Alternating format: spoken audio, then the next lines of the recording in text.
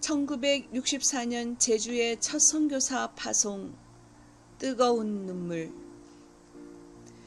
오늘의 선교 한국을 바라보면서 초창기 대학생 성경 읽기 선교회 소속 스태프를 감격하지 않을 수 없습니다. 감히 세계 선교라는 말을 할 수도 없는 그 상황에 우리는 피와 땀과 눈물로 선교의 씨앗을 뿌렸습니다. 오직 주님께서 우리가 뿌린 씨앗을 발화시켜 큰 열매를 맺게 해주시라는 확신뿐이었습니다. 과연 주님은 신실하신 분이셨습니다. 우리의 기도대로 오늘 한국의 선교사들은 전 세계에서 그리스도의 남은 고난을 감당하며 복음을 전하고 있습니다. 1964년 제주도에 첫 선교사를 파송한 것은 우리로서는 일대 사건이었습니다. 물론 해외가 아닌 제주도였지만 모든 선교회 간사와 학생들은 눈물로 기도했습니다. 작은 불꽃 하나가 큰 불을 이룰 수 있도록 해주세요. 제주도에서 시작된 복음화의 불길이 전 세계를 뒤덮을 수 있도록 성령께서 역사해 주세요. 한마음이 되어서 기도를 드리며 우리는 선교사를 파송했습니다. 제주도 선교사 파송은 학생들의 선교 열정에 불을 댕겼습니다. 모두 가서 제자 삼으라는 주님의 명령에 따를 신앙적 결단을 하게 됐습니다. 학생들에게 내재된 신앙적 열정이라는 기름에 불을 붙인 사건이 바로 제주도 선교사 파송이었습니다. 우리는 제주도를 탐나국이라 부르며 동남아 개척의 첫 관문으로 생각하며 기도했습니다. 당시 제주도에 도착한 자매 선교사는 열심히 캠퍼스 학생들에게 전도하며 사역을 펼쳤습니다. 가냘픈 여성의 몸으로 주님의 심장을 가지고 제주도에서 개척의 역사를 쓰던 자매 선교사의 편지를 읽으며 강주 등지에서 사역하던 선교회 간사들은 하나가 되어 뜨거운 중보 기도를 드렸습니다. 동시에 물질적으로 자매 선교사를 지원하기 위해서 선교 헌금을 시작했습니다. 당시 학생들은 너무 가난했습니다. 선교 헌금을 드릴 돈을 구할 길이 없었습니다. 그러나 선교 열정으로 타오른 그들은 무엇이든 드리고자 했습니다. 어떤 학생은 20리를 걸어서 통학하면서 버스비를 모아 선교 헌금을 드렸습니다. 어떤 학생은 시계를 전당포에 잡히기도 했습니다. 많은 학생이 손수레로 연탄을 배달하여 선교 헌금을 드렸습니다. 또 당시에는 헌혈하면 상당한 돈을 주었는데 많은 학생들이 헌혈을 하고 받은 돈으로 모두 선교 헌금을 드렸습니다. 젊은 학생들이 자신의 피를 주님께 드린 것입니다. 이렇게 선교 헌금을 드림으로써 우리 모두는 자립을 하게 되었습니다. 이어서 전주, 대전, 대구, 서울의 목자를 파송하여 교회를 개척했습니다. 어느 날 대전에 다녀온 이창우 선교사가 강주 센터의 문짝을 뜯어 용달차에 싣는 모습을 보았습니다. 왜 문짝을 뜯는다는 질문에 이 선교사는 도와줄 것이 없으니 문짝이라도 뜯어다가 도와야지요 라고 대답했습니다. 지금은 천국에서 주님과 함께 거닐고 있을 이 선교사의 헌신이 눈에 선합니다. 이 같은 아름다운 추억이 있었기에 지난 시절이 원통하기보다는 너무나 아름답게 기억됩니다. 모두 어려운 시절이었으나 고생을 낭만으로 알면서 학생들은 보내는 선교사로 선교에 헌신했습니다. 우리는 예수님의 성육신과 자기 희생의 정신을 본받아 구제에도 힘썼습니다. 성탄 때마다 양로원과 보육원을 찾아 구제했습니다. 당시에는 그림들이 참으로 많았습니다. 학생들은 시절마다 직접 음식을 만들고 그림들을 초청해 잔치를 벌였습니다. 구제 사업은 점차 커져서 나중에는 방글라데시, 에티오피아, 소말리아, 북한 등에까지 확산되었습니다. UBF 전주 지부 결성하여 방학 동안 성경 공부하다. 1964년 1월 초 겨울 방학을 이용해 우리는 전북 전주시에 지부를 개척키로 했습니다. 나는 곧 전주로 가서 조그마한 온돌방 하나를 얻었고 평일 오후 학생들에게 성경을 공부시킬 장소로 중부 교회를 빌려 쓰기로 했습니다. 일단 전북대 게시판에 영어 성경 공부 광고를 냈습니다. 곧 20여 명의 학생들이 모여들었습니다.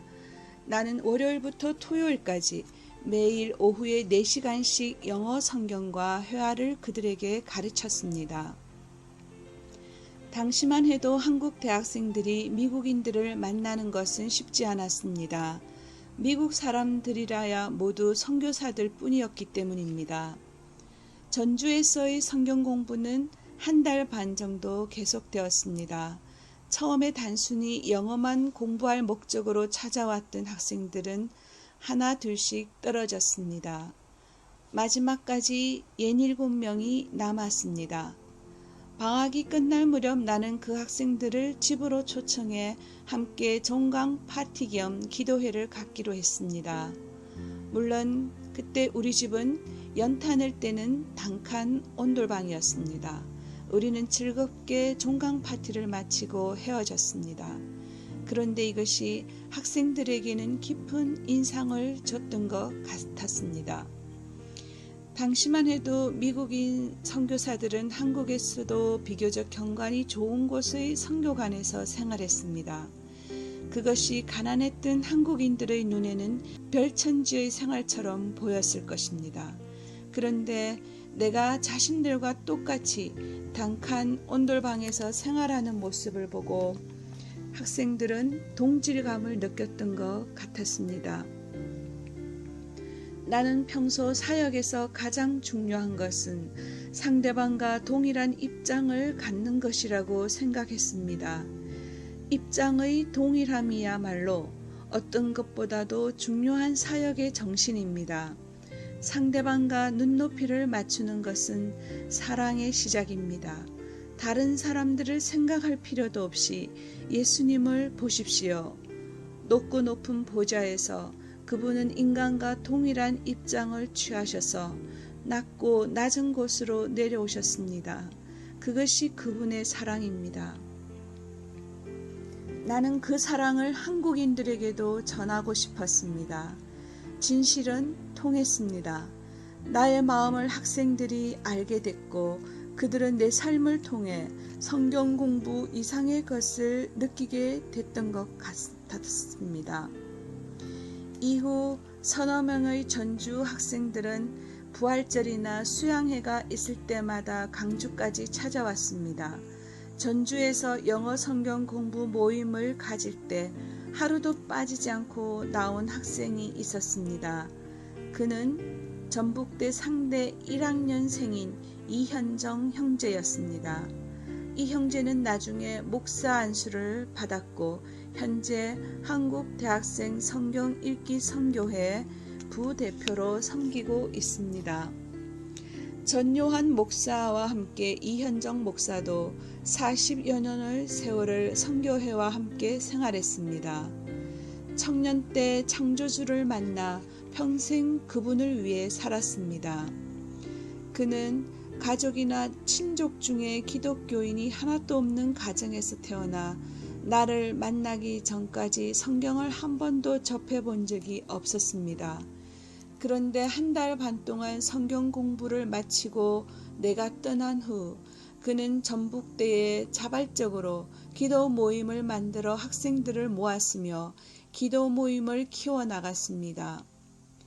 이 형제의 노력으로 전주 지역 성경 공부 모임이 지속적으로 이어지자 1966년에 우리는 전주의 책임 목자를 파송, 개척 역사를 지원하게 되었습니다.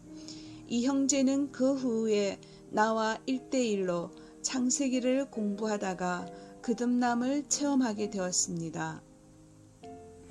그는 종강 파티를 하던 날 내가 단칸 온돌방에서 살고 있는 것을 보고 감명을 받아 성경에 대해 진지한 자세를 갖게 되었고 예수님에 대해서 알게 됐다고 말해 주었습니다. 예수님의 심장을 가지고 한국인들과 동일한 입장을 지니려 노력했던 나의 자세가 이 형제의 마음을 움직였던 것입니다. 땅끝 전도 결심. 대전이여 서울 지부 개척하다. 4.19와 5.16을 거치면서 한국 대학생들의 진리에 대한 갈망은 커져갔습니다. 암울한 시대를 맞아 학생들은 온몸으로 사회 문제에 부닥쳐 나가거나 아니면 진리를 향해 깊은 내면의 여행을 떠나거나 했습니다. 4.19 때 수많은 학생이 민주화를 위해 쓰러져 갔습니다. 나는 그들을 바라보면서 보다 중요한 영혼의 혁명을 위해서 혼신의 힘을 다하기로 했습니다. 영혼에 대한 갈망이 커지면서 학생 복음 역사는 계속 번져 나갔습니다. 주님의 나라는 겨자씨와 같이 일단 심게 되면 30배, 60배, 100배의 결실을 거둔다는 사실을 깨달았던 시기였습니다. 전주에서 지부 개척에 성공한 우리는 중부 지방의 중심지인 대전을 개척하기로 하였습니다. 그런데 이때 정치적인 문제가 대두되었습니다. 당시에 미국 남장로교 선교부에서 파송된 선교사들은 광주, 전주, 대전 등의 캠프를 마련하고 사역하고 있었습니다. 네비우스 선교 정책에 따라서 남장로교나 북장로교 등 초기 한국 선교를 담당했던 미 선교부에서는 과도한 경쟁을 피하기 위해서 선교 지역을 나눴던 것입니다. 남장로교 선교부에서는 우리가 대전을 개척하려고 하자 광주를 벗어나 전주나 대전을 개척하는 것은 영역 침범이라고 지적했습니다. 광주 외 다른 지역을 개척하는 것을 검했습니다. 우리는 깊은 고민에 빠졌습니다. 남장로교 선교부의 지시를 거부하는 것은 바로 선교비 등 모든 지원이 끊긴다는 것을 의미했기 때문입니다. 사실 후원으로 사역을 펼쳐야 하는 선교사로서는 선교 본부와의 마찰은 불이익을 자초하는 것이나 다름없었습니다. 깊은 묵상과 기도 끝에 나는 지부 개척을 계속해야겠다고 결심했습니다. 내가 그 같은 결심을 한 이유는 단 한 가지입니다. 바로 복음을 땅끝까지 전해야 한다는 이유 때문이었습니다. 땅끝까지 복음을 전하게 되는 데는 모든 인간적인 고려를 뛰어넘어야 한다고 생각했습니다. 세상 사람 모두 나를 버려도 하나님이 함께 해주신다면 얼마든지 기쁘게 견딜 수 있다고 확신했습니다. 우리는 남장로교 선교부의 지시를 따르지 않고 대전 지부를 개척했습니다. 중부권에 놀라운 학생 선교운동의 불길이 일어나기를 소망했습니다. 그 결과 미국 선교부에서 받던 물질 지원이 끊기게 되었습니다. 재정적으로는 어려운 상황이었으나 마음은 무척 편했습니다. 대전 지부 개척은 광주 등 전라도 지역에만 국한된 우려의 선교 사역이 전국으로 확산되는 계기를 마련해 주었습니다. 실질적으로 대전 지부 개척을 통해서 우리 선교회 활동은 서울을 향해 뻗쳐나가게 되었습니다. 사도 바울이 복음 전파를 위해 로마로 가기를 그렇게 원했던 것처럼 우리도 서울에 진출해 본격적인 복음 사역을 이루고 싶었습니다. 드디어 1966년 나와 이창우 선교사는 서울 개척을 위해서 서울로 올라왔습니다. 서울로 떠나면서 우리는 눈물의 기도를 드렸습니다. 우리의 발걸음을 통해서 주님의 은혜의 복음 역사가 쓰여질 수 있도록 우리는 나의 달려갈 길과 주 예수께 받은 사명, 곧 하나님의 은혜의 복음 증거하는 일을 마치려 하면은 나의 생명을 조금도 귀하게 여기지 않겠다고 결심했던 사도 바울의 심정을 가지고 서울로 떠났습니다. 우리는 당시 서울대가 자리 잡고 있던 종로 5가 효제동 길가의 작은 새방을 얻어 서울 학생들에게 성경을 가르치게 되었습니다. 이때 당시 서울대생이던 양주선, 이진희, 김길수, 주정숙, 안성덕 등이 우리와 함께 공부하며 리더로 성장해 갔습니다. 서울서 대학생 전도에 나서다.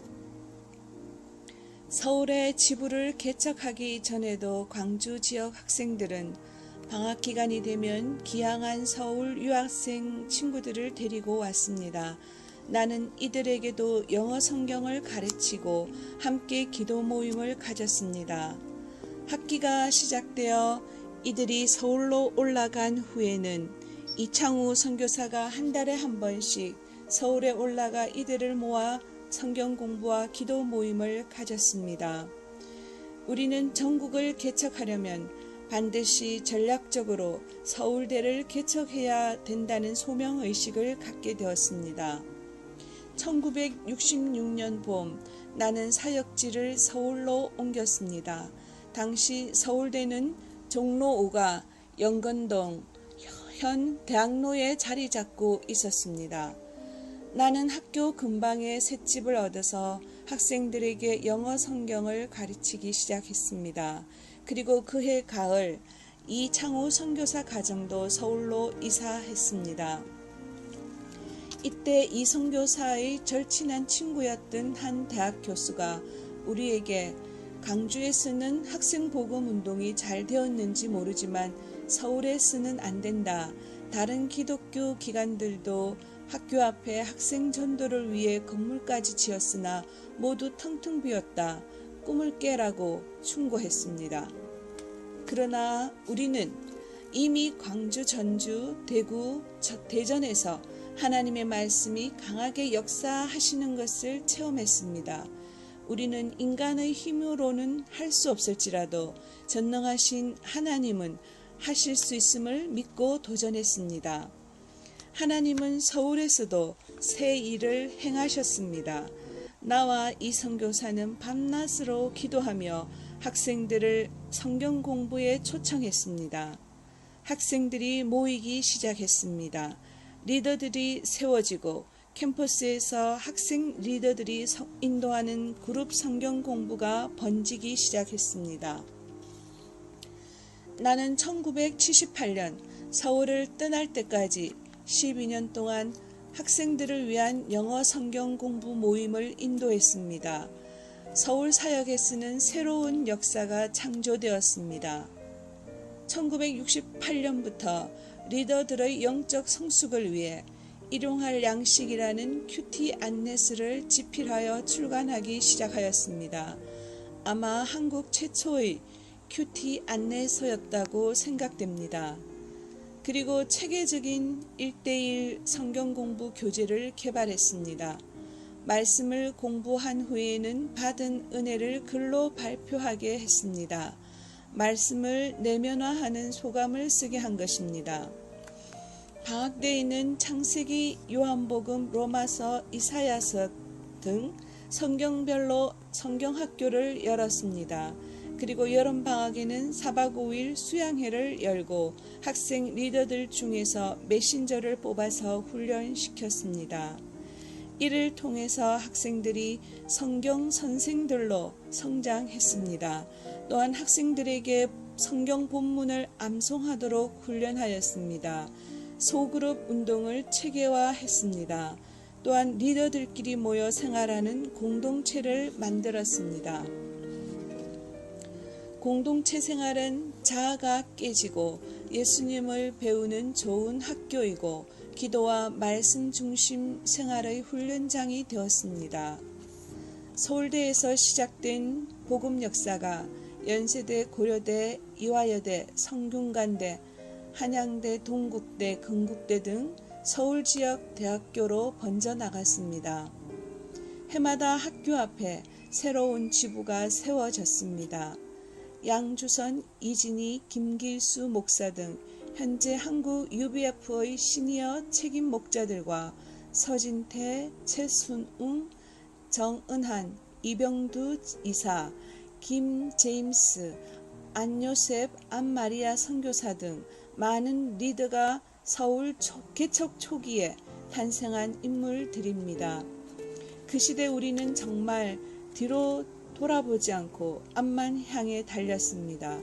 오직 세계 선교와 학생 복음화라는 목표를 붙잡고 하나님의 선하심을 기대하며 달려나갔습니다. 그 다름질은 결코 헛되지 않았습니다. 당시는 외롭게 달렸지만 지금 수많은 복음 동력자들이 우리와 함께 하고 있습니다. 신실하신 하나님을 찬양합니다. 44년간의 대학생 선교 전 세계 불꽃으로 1969년 한국 정부는 소독의 강부와 간호사 등 인력 수출을 시작하였습니다. 우리는 이를 전문인 선교의 기회로 보았습니다. 처음에는 몇 명의 UBF 리더들이 간호원 선교사로 소독에 파송되었습니다. 한국 교회 최초의 전문인 선교사 파송이라고 말할 수 있습니다. 이들은 현지에 가서 고된 육체 노동을 하면서도 매일 기숙사에 모여 성경을 읽고 기도의 단을 쌓았습니다.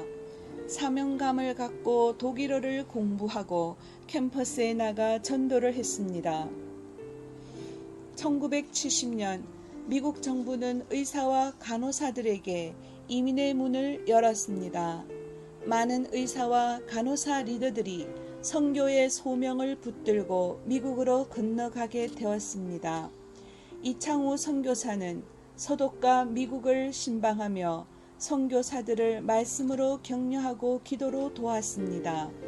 1977년 이창우 선교사는 세계 캠퍼스 복음화를 이루려는 소명을 품고 미국 시카고의 선교사로 파송되었습니다. 이때 그는 50세가 가까웠습니다. 그러나 그의 가슴에는 사도 바울처럼 선교 열정이 불타오르고 있었습니다. 나 역시 이 선교사와 동력하며 세계 선교를 섬기기 위하여 1978년 정들었던 한국을 떠나 미국 시카고로 파송되었습니다. 나의 소원은 한국에서 뼈를 묻을 때까지 한국 대학생들에게 성경을 가르치며 선교하는 것이었습니다. 그러나 하나님은 이를 허락지 않으셨습니다. 그 대신 나는 시카고 본부에서 오늘까지 27년째 UBF 한국 선교사들과 생활하며 미국 학생들에게 성경을 가르치며 캠퍼스 제자 양성 사역을 하고 있습니다. 이 선교사는 미국 사역에 열정을 쏟았습니다. 그 결과 미국과 캐나다에 72개 지부가 개척되었습니다. 그는 전 세계 선교지를 신방하며 선교사들에게 말씀을 가르치고 리더 훈련을 하였습니다.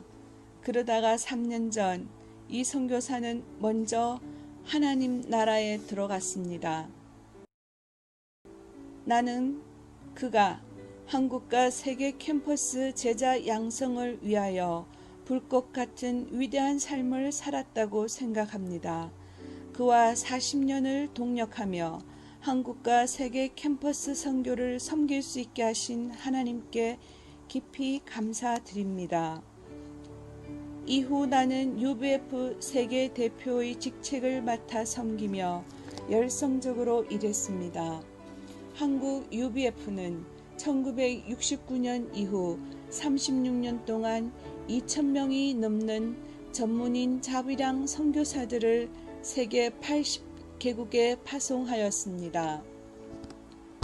44년 전 내 나이 31에 전남 강주에서 이창우 선교사를 만나 한국의 방황하는 대학생들을 위하여 눈물의 기도로 시작한 대학생 선교의 한 작은 불꽃이 이렇게 큰 불이 되어 전 세계 캠퍼스에 타오르게 하신 크신 하나님께 감사와 찬양을 드립니다. 하나님께서는 내게 요한복음 12장 24절 말씀을 주셨습니다. 한 알의 밀이 땅에 떨어져 죽지 아니하면 한 알 그대로 있고 죽으면 많은 열매를 맺느니라. 한 알의 밀이 되어 땅에 떨어져 죽으심으로 많은 생명의 열매를 맺으신 주 예수 그리스도가 내 삶의 표대요 이상이었습니다. 나는 예수님으로부터 무한한 사랑을 받았습니다. 예수님은 내 인생의 전부이십니다. 지난 날을 돌이켜볼 때 한없이 부족한 나를 주님께서는 분에 넘치도록 은혜를 부어주셨습니다. 그리고 주님의 도구로 사용하셨습니다. 모든 영광을 하나님께 돌려드립니다. 나는 주님께서 내게 주신 사명의 땅이요 약속의 땅인 한국을 사랑합니다. 내 나이 75. 이제 나는 책임자의 자리에서 물러서야 할 때가 되었습니다. 한국 대표인 전용환 목사가 나를 이어 세계 대표의 직책을 맡게 될 것입니다. 그러나 내 선교 사역은 끝나지 않았습니다. 나는 하나님의 부름을 받을 때까지 계속하여 한국 UBF 선교사들과 세계 각국 현지인 리더들을 말씀과 기도로 섬기는 사역을 펼쳐나갈 것입니다. 아멘.